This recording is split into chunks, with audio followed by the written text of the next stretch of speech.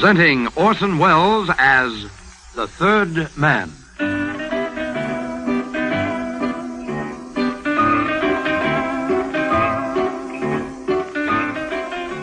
The Lives of Harry Lime. The fabulous stories of the immortal character, originally created in the motion picture The Third Man, with zither music by Anton Karas.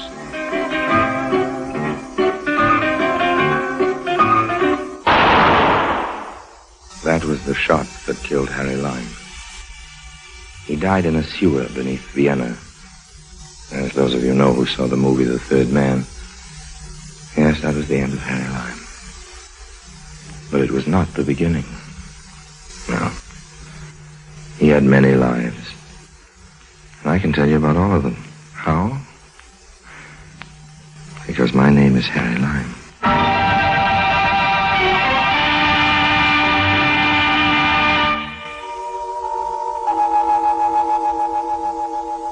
A diamond as big as a hen's egg. Change that to a duck's egg. And I held it right here in my hand. Not that I had any idea of keeping it, you understand. I was merely recovering it to return it to its rightful owner. Do I hear hollow laughter? All right. You don't have to take my word for it. Ask Scotland Yard. Get them to show you the files. What do you think I am? A crook?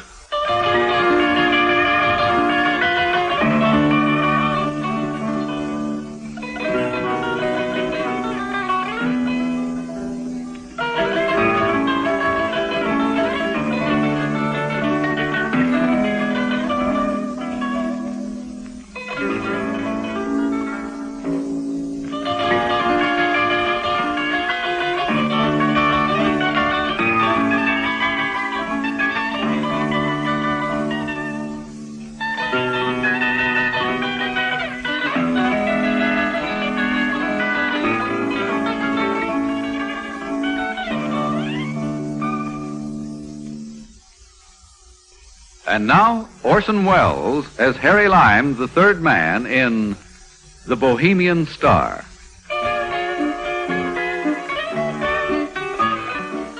London, 1938. One of those quaint old English pubs, you know, with cubicles around the walls. Seated together, a boy and a girl. Not hard to look at either, the girl. Peaches and cream, that wonderful English type. In the next cubicle, a handsome, distinguished-looking American, Harry Lime. Me. Not eavesdropping, of course, just interested. In a casual sort of way. You mean to say you have to work? Yes. But you promised to take me to the picture. I'm sorry, dear. I didn't know this was going to turn up. Look, Terry, if it's just that you're broke as usual and can't afford a cinema, let's walk in Hyde Park or feed the pigeons in Trafalgar Square or something. There's no need to spoil our evening altogether. No, it's not that, Pat. Honestly, I have got a job. The news editor wished it on me just as I was leaving. What do you have to do? It's an interview. Some South American Johnny called Senor Alvarez. I've got an appointment with him at the Hotel Splendid at 8:30. What is it you have to see him about? Well, ever heard of Bocanovia? One of those little Balkan states. That's right. Well, 3 years ago, there was a revolution, and the monarchy was deposed, and what's ironically known as a People's Republic took its place. On the last plane out, some of the royal family escaped to London with the crown jewels, and they've been here in the safe deposit ever since. What, the royal family? Oh, fathead, no, the jewels. Incidentally, the pièce de résistance, as they say, is the Bohemian Star. Oh, I thought that was an opera. Look, the Bohemian Star is the centerpiece of the scepter. A huge single diamond almost as big as the Cullinan. Makes my engagement ring look a bit silly, doesn't it? I always had a suspicion you were getting me on the cheap. Well, I like cheap. Why, that cost me a week's salary at Hatton Garden. Well, you better demand an increase at once, darling. Anyway, what does Senor What's-His-Name fit into all this? Senor Alvarez is a leading jeweler of Buenos Aires. It seems the National Museum of the Argentine wants a replica of the Bocanovian crown jewels for an exhibition of some sort. So the senor's been sent to take photographs, sketches, you know, measurements and so on. When he gets home, he'll reproduce the whole collection in paste. Well, it sounds awfully dull to me. And for that, I have to miss Don Amici. Well, who cares about him? I have to miss Betty Grable. There's no justice in the world. Can't you get out of it somehow? No, I'm sorry, darling. Not a chance.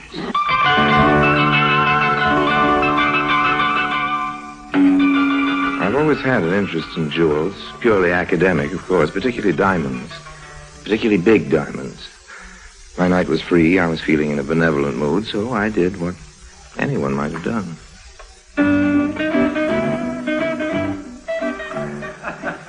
Excuse me. I hope you'll forgive my rudeness, but I couldn't help overhearing your conversation. I thought maybe I could help you out if you'd let me.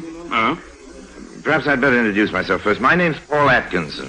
Paul Atkinson? Not the Paul Atkinson of American Associated Press. Well, I do an occasional stint for the AAP. Oh, gosh, I read your articles every week. I'm Terry Freeman of the Clarion. Glad to know you, Terry. This is my fiancée, Miss Pat Weston. Hello, Pat. How do you do? Look, won't you sit down? Oh, thanks. This interview you have to do is sort of spoiling your evening together. I understand. Oh, just one of those things, you know. There's nothing we can do about it, I'm afraid. When do you have to turn your copy in? 10 o'clock tomorrow morning. 10? I'll do better than that. I'll deliver it personally to you at 9 on the dot. Guaranteed. Oh, I don't follow. Well, you two kids go off to your movie. I'll interview this guy, Alvarez, and write your story for you. Yes, but... Why should you do a thing like that? Well, why not? I haven't any girlfriends to take out. Pretty poor newspaper man who won't help a colleague when the chance turns up. Oh, it's kind of you, but I couldn't dream of imposing on you like that, Mr. Atkinson. Well, for the record, my friends call me Paul. Oh.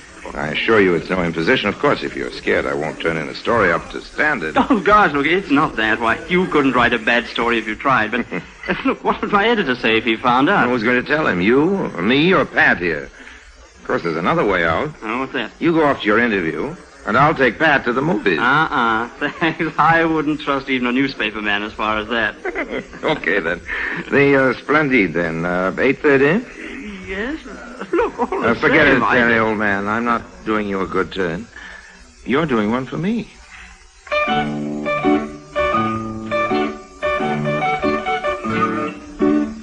On the dot of 8:30, I pressed the bell to Suite C, 3rd floor, Hotel Splendide. I hadn't figured out any plan of campaign, you understand. This was just a sort of preliminary survey. Smooth South American type introduced himself as Alvarez and invited me in. We drank each other's health, and then we settled down to business. I am not very accustomed to be interviewed, Senor Freeman. What is the procedure? Oh, it's easy. I ask the questions, and you answer them. I will do my best. Well, now, your job is to work out the precise measurements, as I understand it, of the jewels and their settings, so you can make exact replicas for the museum. Is that right? Partly. But you understand it is much more than a matter of mere measurement. Oh, yes, I guess it must be. There is the color of the various jewels, for instance, and some of the settings are of extremely intricate filigree. Tell me, senor, how did you fix it to gain access to the jewels? It was necessary for me to make formal application to the Bohemian Royal Court in Excise. And you found them cooperative? Well, naturally, one does not expect these favors for nothing. Oh, yes. There will be a certain, how shall I put it, financial adjustment. Yes, I see. Well, how long do you figure the job will take you? I hope to complete it in a month. How long have you been on it now? Just a week. What's the routine? The routine? Well, I dare say there's an armed guard and so on. Oh, but of course, that is inevitable. The Bohemian Star alone is worth £500,000. Yes, that's $2 million. Who provides this guard? The insurance company. There is a room at the safe deposit. And each morning, the item I require is taken in there, and I work on it. Under observation? Yes. There are 2 detectives who never take their eyes off me or my secretary. So you have a secretary, too? Yes, Manuel Ariza. He should be here soon, so perhaps you will meet him. That's fine. Now, tell me, senor, could it be arranged for me to come along one day and watch you actually at work? I cannot say as to that. That'll make a much better story, you know. Perhaps so. But it would be a matter for the Bohemian authorities. Okay. I'll put in an application tomorrow. Will you support it? Naturally. Fine, that's settled then. And now I guess... that must be my secretary now. I am in here, Manuel. Good, everything is fixed, Pedro. That very obliging gentleman, Senor Myerson, has finished the paste copy of the Bohemian Star, and I have it with me now. Regardless, my friend, it is not fair. Manuel. Tomorrow, when the right moment comes, I will distract the attention of the detectives, and you will remove the real jewel and slip this one in its place. Manuel, we have company. You fool, to talk like that. But I would like to know. Who is this man? One of Myerson's? This is a gentleman named Freeman, a reporter from the Evening Clarion. A reporter? Well, thanks very much for the interview, senor. Now, if you don't mind, I think What is your hurry? Well, I have to go on back to the office. You can wait a little while. Let me pour you a drink. Oh, no, thanks very much, Roman. I think Sorry, I can't stay. I think you'd better, senor. This gun is loaded. Well,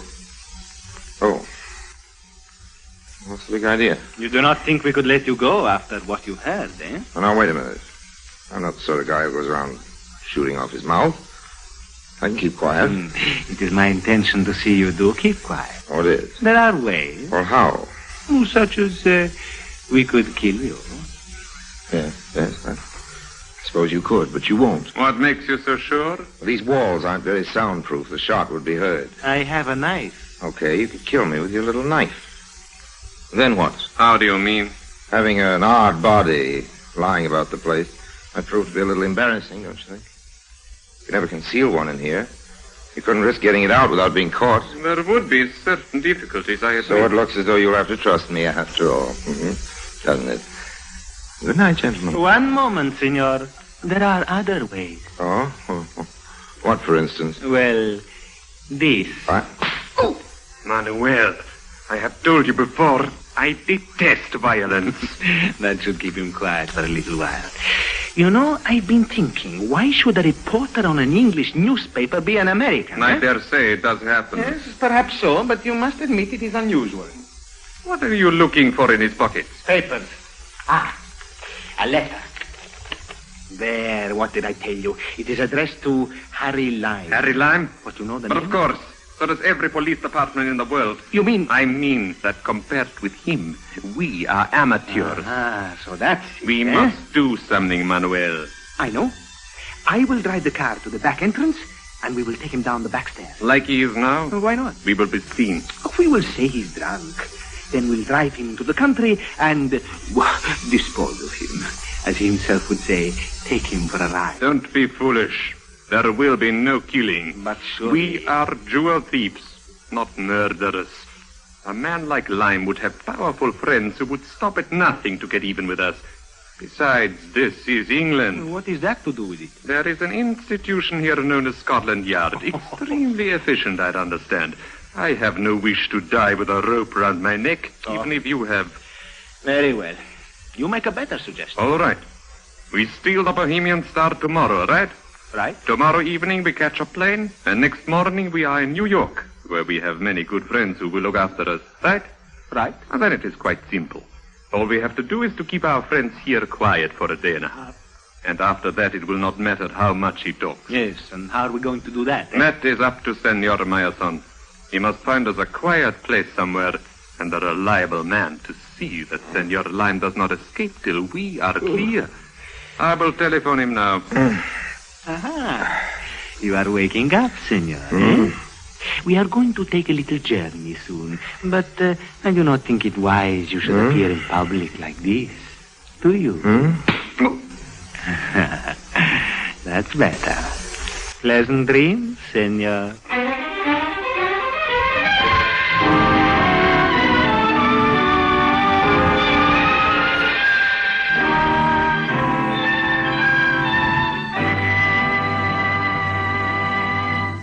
Orson Welles returns in just a moment as the third man.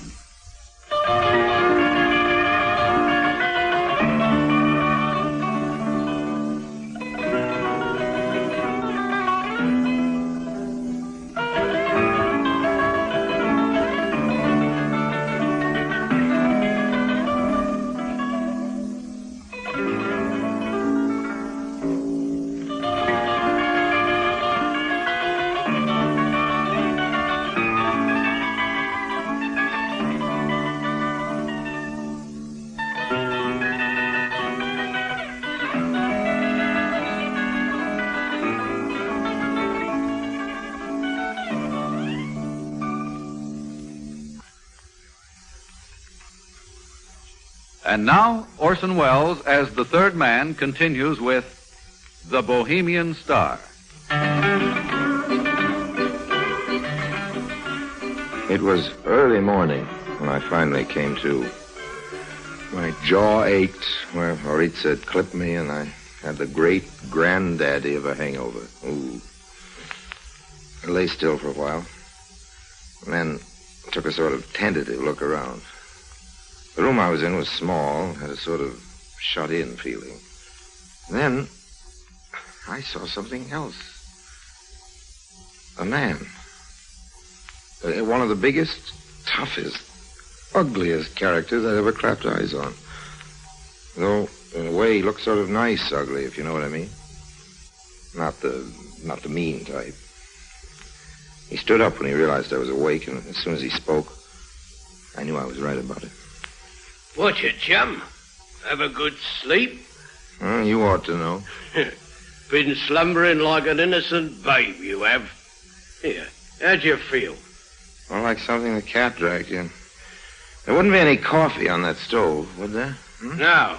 No. I can fix you up with a nice cup of tea. The kettle will be boiling in a minute. Oh, that's fine. Say, what's your name? Charlie. Mine's Harry. Pleased to meet you, Harry, I'm sure. Charlie, old man, where are we? That'd be telling. How'd I get here? Sorry, chum. I ain't allowed to give no information. Strict instructions. Understand. How's that tea coming along? Won't be half a tick now.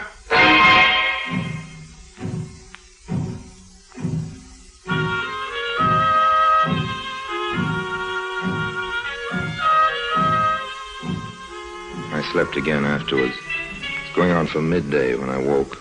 Charlie had some food ready. After we'd eaten, he suggested a game of cribbage to pass the time. I disapprove of gambling, except maybe poker for real stakes with a few aces up my sleeve. But my only hope was to cultivate Charlie. And thank goodness he was no hothouse flower, so we settled down to play. After about an hour, I judged the time for action was right. 15-2, 15-4, a pair 6, and one for his knob 7. Puts me out. That's a sprat you owe me. A sprat? Yeah, a tanner. 6pence. Oh, well, here you are. So, your deal. Oh, sure. Look what I've done. Spilled them all over the floor. That's all right, chum. I'll pick 'em up. Thank you, Charlie. Oh! Thank you. One more for luck. Sorry, Charlie, old man. You're a nice guy.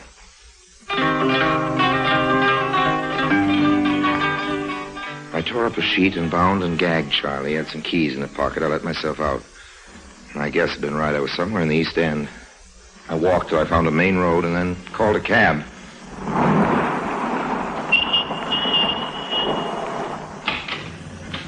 Where to, Governor? Hotel Splendide. I'll double your fare if you get me there in 15 minutes. Right, hang on.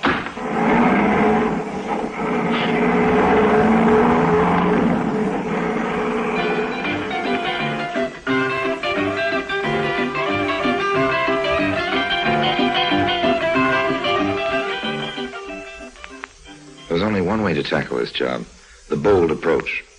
At the Splendide, I went straight over to the desk and asked for Senor Alvarez. Sorry, sir. He's not in at present. Well, how about his secretary? Well, he's not in either, They sir. haven't checked out, have they? They're still staying here. They leave by plane for New York this evening, I understand, sir. Is there any message? No, thanks. That's okay.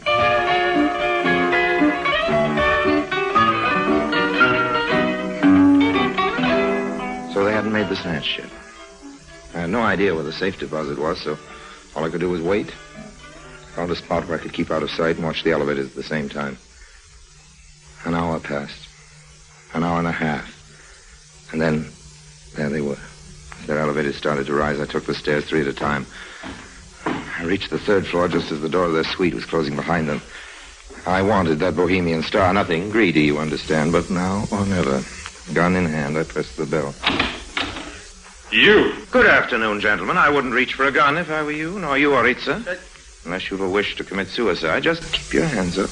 Well up. That's much more sensible. How did you get here?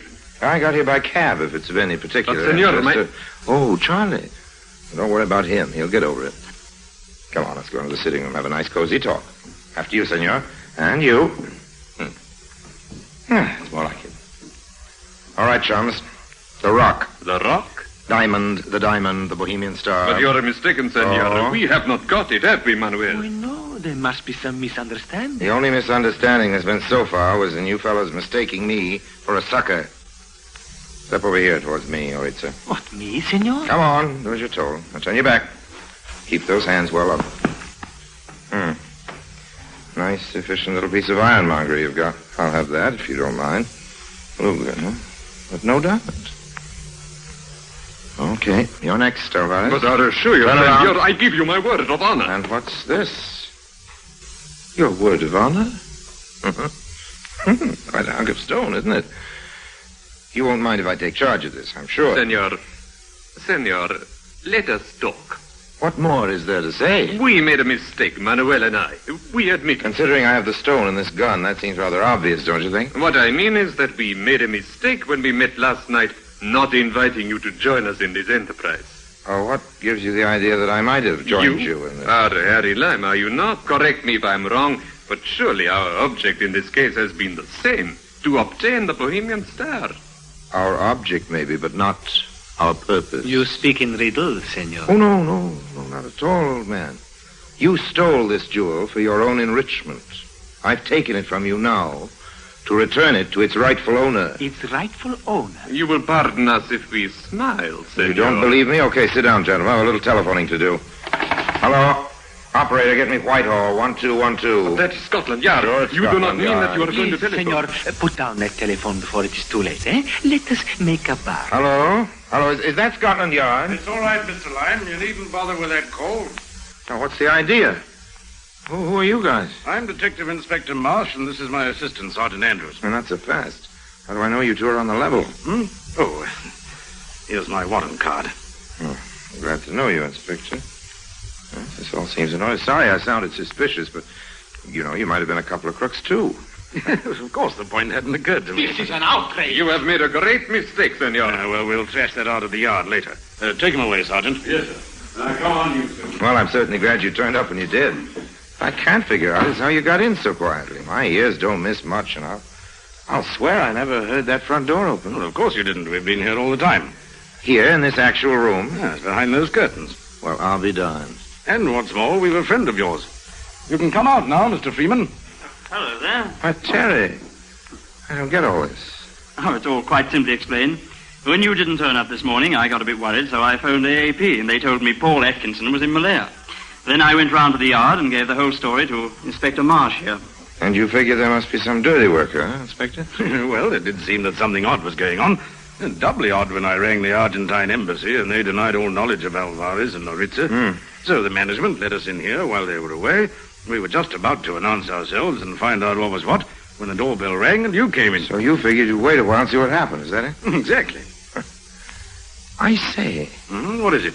Just as well I'm not a crook, isn't it? I mean, if I tried to get away with the Bohemian Star instead of phoning the yard, I'd have found myself in a lovely jam, wouldn't I? Well, I shan't pretend we didn't suspect you for a while, Mr. Lime. But we know now that you're an honest man. That's all right. It's not everyone who'd risk his life the way you've done. Oh, that's okay. Here, I guess you better take this stone, Inspector. I'll be glad to see the last of it. Oh, thanks. Of course, you realize there'll be a reward. Oh, no, please. But my dear fellow, it's no more than you're entitled to. Don't you agree, Mr. Freeman? Oh, certainly. I'll see the matter's taken up with the Bokanovian authorities, and you'll hear from them in due course. Well, if you insist, though. After all, I was only doing my duty. And you know, Terry, I really did intend writing that story for you. I'm sorry I slipped up on it. Hope you didn't get into too much trouble with your news editor. Well, there was a bit of a row, but that's all right. Oh, it will be, old man, it will be. Just wait till he sees the story you've got for him now.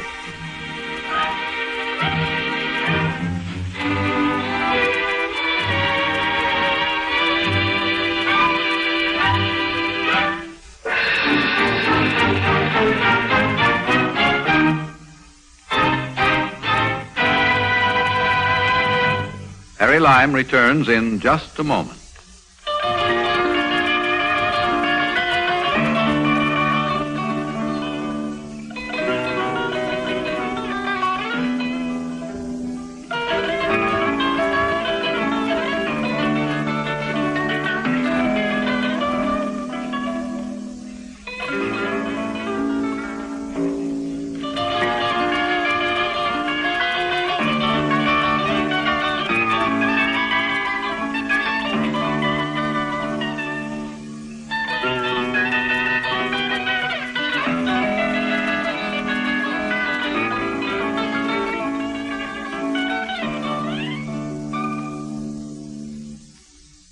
And now, Harry Lime.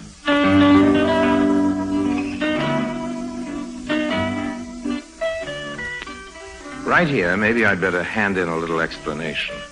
You're wondering what particular stroke of luck or lunacy led your old friend Harry to settle for just the reward not to try for the diamond itself, at least while the going was good. Well, first of all, it was a very tidy little reward. And secondly, when I first came into that room, I just happened to notice the tip of what was unmistakably the shoe of a policeman sticking out under the curtains.